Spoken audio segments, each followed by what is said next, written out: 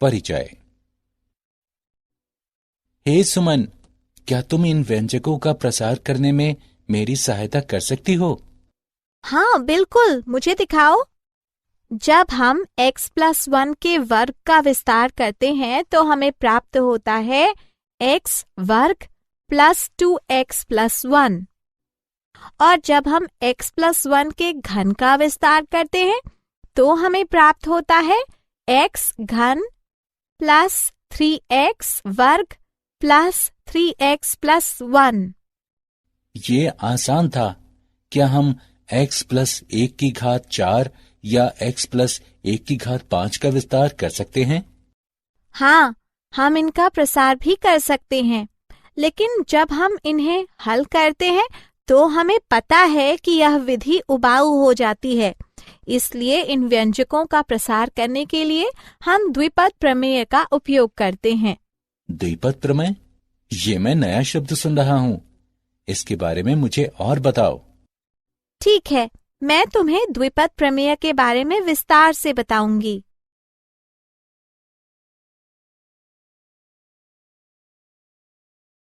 उद्देश्य। इस पाठ के अंत में आप निम्न करने में सक्षम हो जाएंगे: द्विपद गुणांकों को लिखना, पास्कल के त्रिभुज को समझना, किसी धन पूर्णांक n के लिए द्विपद प्रमेय सीखना, द्विपद प्रसार के सामान्य पद को जानना, द्विपद प्रमेय के मध्य मत को लिखना।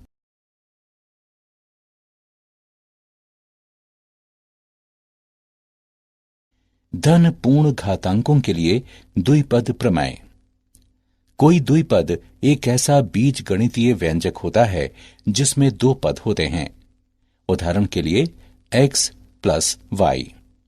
हम द्विपदों की गुणा करने जा रहे हैं।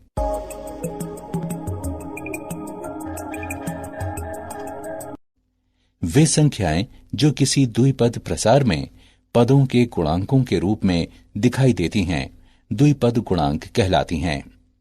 n और k गुणांक वाले द्विपद गुणांक को इस प्रकार लिखा जाता है: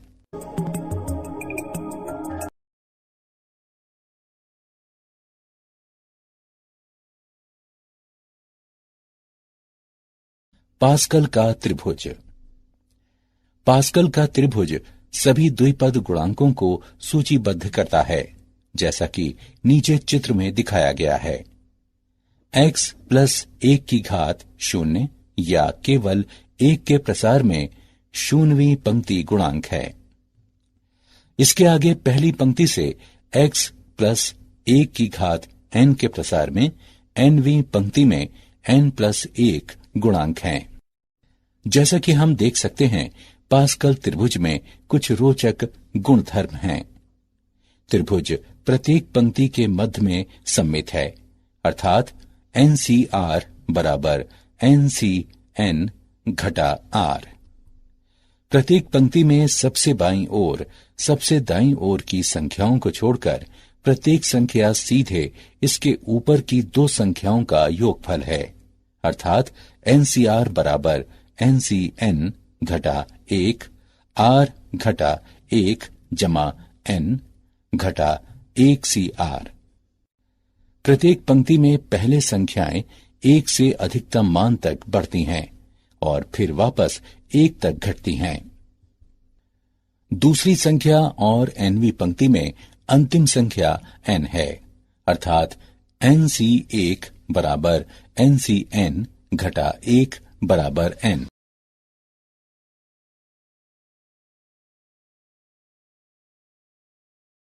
किसी भी धन पूर्णांक n के लिए द्विपद प्रमेय। वह सूत्र जिसके द्वारा किसी द्विपद प्रमेय में किसी धन पूर्ण घात को एक श्रेणी के रूप में विस्तारित किया जा सकता है, उसे द्विपद प्रमेय कहते हैं। यदि x और a वास्तविक संख्या हों तो अर्थात x जमा a की घात n बराबर योगफल r बराबर से n गुणा NCR गुणा x की घात n घटा r गुणा a की घात r। द्विपद प्रमेय को आगमन द्वारा सिद्ध किया जा सकता है।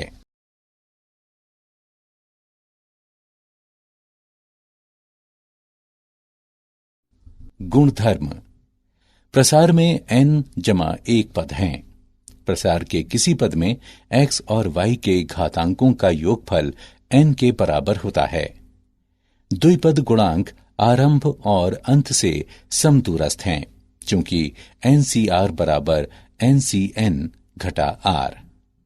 पद NCR गुणा x की घात n घटा R गुणा y की घात R प्रसार के शुरुआत से R जमा 1वां पद है। इसे सामान्यतः TR जमा 1 से निरूपित करते हैं और ये प्रसार का सामान्य पद कहलाता है। अंत से आरवां पद आरंभ से n घटा R जमा 2वें पद के बराबर है, अर्थात NCN घटा R जमा 1 गुणा x की घात R घटा 1 गुणा y की घात n घटा R जमा 1। x के स्वतंत्र पद में कोई x नहीं है, अतः R का वो मान ज्ञात करें जिसके लिए x का घातांक 0 हो।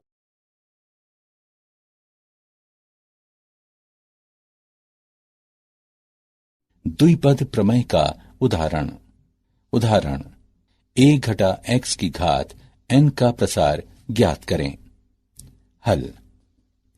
हम जानते हैं कि a जमा x की घात n बराबर a की घात n जमा n गुणा a की घात n घटा 1 गुणा x जमा n गुणा n घटा 1 बटे 2 फैक्टोरियल गुणा a की घात n घटा 2 गुणा x वर्ग और इसी प्रकार x की घात n तक। उपरोक्त प्रसार में x बराबर घटा x रखने पर हम प्राप्त करते हैं a की घात n घटा n गुणा a की घात n घटा 1 गुणा x जमा n गुणा n घटा 1 बटे 2 फैक्टोरियल गुणा a की घात n घटा 2 गुणा x वर्ग और इसी प्रकार घटा 1 की घात n गुणा x की घात n तक।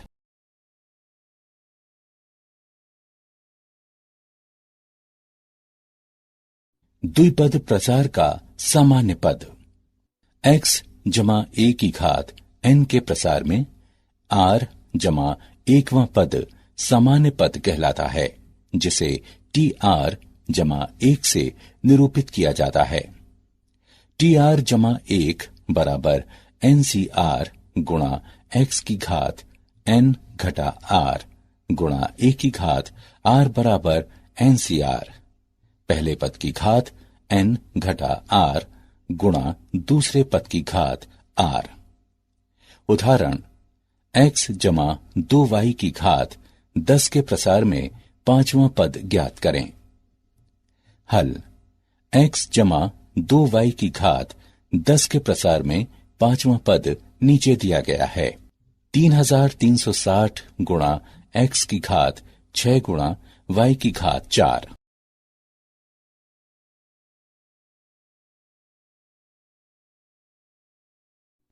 द्विपद प्रसार का मध्य पद। अब आइए द्विपद प्रमेय में मध्य पद ज्ञात करें। x जमा y की घात n। दो स्थितियां उत्पन्न होती हैं जो घातांक n पर निर्भर हैं। स्थिति 1, जब n विषम हो। द्विपद प्रमेय में दो मध्य हैं, n जमा 1 बटे 2वां पद और n जमा 1 बटे 2 जमा 1वां पद। स्थिति 2, जब n सम हो। जब द्विपद घातांक n सम होता है तो हम देख सकते हैं कि केवल एक ही मध्य पद होता है और ये Tn बटे 2 जमा 1 है। उदाहरण के लिए, यदि घातांक n बराबर 6, जो कि एक सम संख्या है, तो मध्य पद होगा Tn बटे 2 जमा 1 बराबर T6 बटे 2 जमा 1 बराबर T4।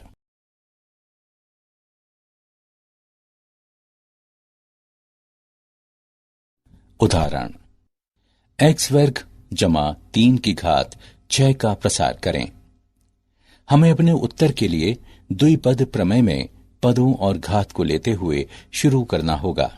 पहला पद x वर्ग है, दूसरा पद 3 है और घात जो कि n है 6 है।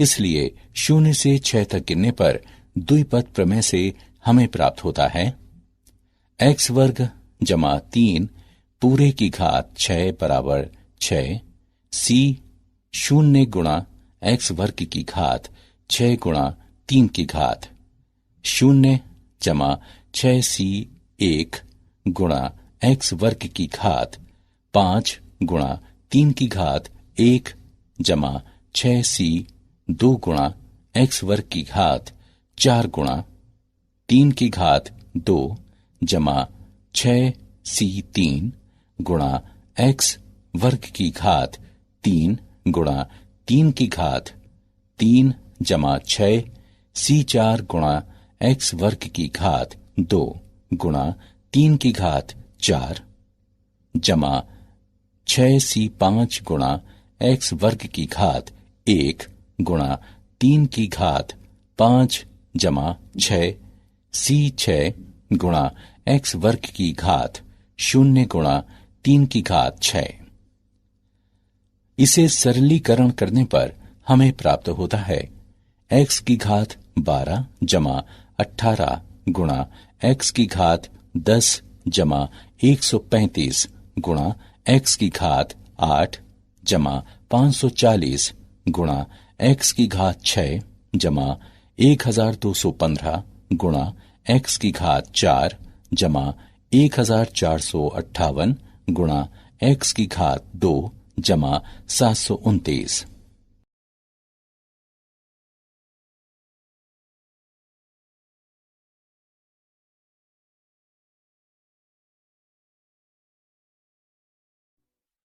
उदाहरण, 3x घटा 4 की घात 12 के प्रसार में पांचवां पद ज्ञात करें। हल, मान लें r बराबर 5, a बराबर 3x, b बराबर घटा 4, n बराबर 12।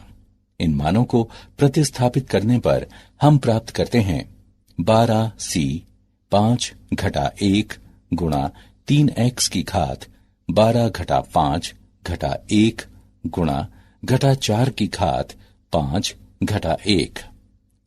इसे हल करने पर हमें निम्न प्राप्त होता है 495 गुणे 6561 x की घात 8 गुणे 256 बराबर 83140 9920 x की घात।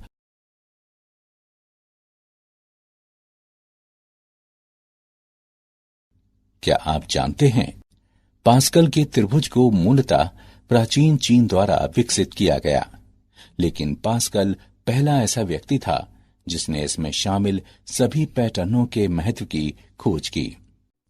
लगभग 1544 ईसा पश्चात जर्मन गणितज्ञ माइकल स्टिपेल ने सर्वप्रथम द्विपद गुणांक शब्द का प्रयोग किया।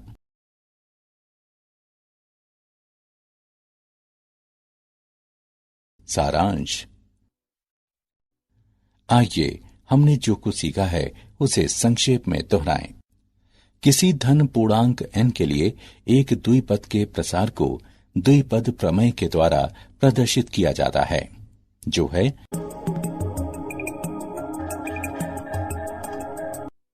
व्यंजकों के गुणांकों को एक क्रम में व्यवस्थित किया जाना। ये क्रम पास्कल का त्रिभुज कहलाता है। प्रसार का सामान्य पद 1 जमा b की घात n है। tr जमा 1 बराबर प्रसार में n सम हो तो मध्य पद 1 जमा b की घात n जमा 1 बटे 2वां पद होता है। यदि n विषम हो तो मध्य पद n जमा 1